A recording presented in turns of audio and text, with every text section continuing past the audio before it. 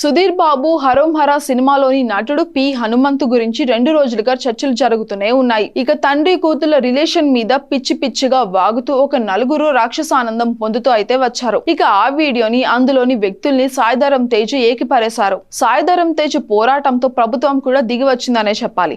వారి పైన చర్యలు తీసుకుంటుంది.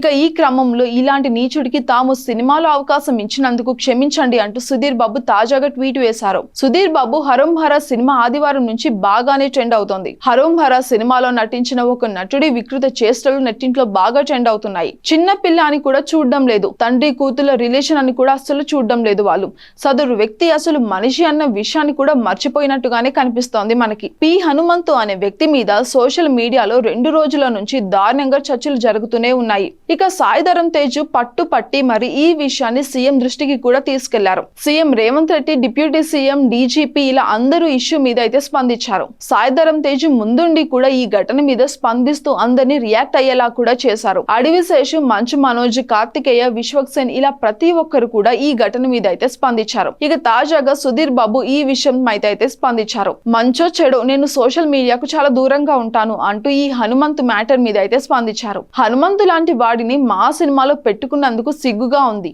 మా అందరినీ మీరు క్షమించాలి. వాడు అలాంటి చీడ పురుగు అని మా ఎవ్వరికి కూడా అస్సలు తెలియదు. తెలిస్తే ఇలా తీసుకునే వాళ్ళమే కాదు. వాడు వాగిన చెత్త గురించి మాట్లాడాలంటే నాకు చాలా బాధగా ఉంది. ఆ విషయాన్ని మళ్ళీ గుర్తు చేసుకునే ధైర్యం కూడా నాకు అసలు రావడం లేదు. ఇది ఖచ్చితంగా ఫ్రీడమ్ ఆఫ్ స్పీచ్ అయితే కాదు. ఇక ఇలాంటి వాళ్ళని వెంటనే శిక్షించాలి అంటూ సుధీర్ బాబు ట్వీట్ వేశారు. ఇక నారా రోహిత్ కూడా ఈ ఘటన మీద అయితే స్పందించారు. దాదాపు టాలీవుడ్ లోని యంగ్ హీరోలంతా కూడా ఈ విషయం మీద అయితే స్పందించారని మనకు తెలుస్తోంది. హనుమంతుని మాత్రం అంత ఈజీగా వదిలిపెట్టేలా అయితే కనిపించడం లేదు. ఇక సోషల్ మీడియాలో హనుమంతు పరిస్థితి చాలా దారుణంగా దిగజారిపోయిందని అర్థమవుతుంది.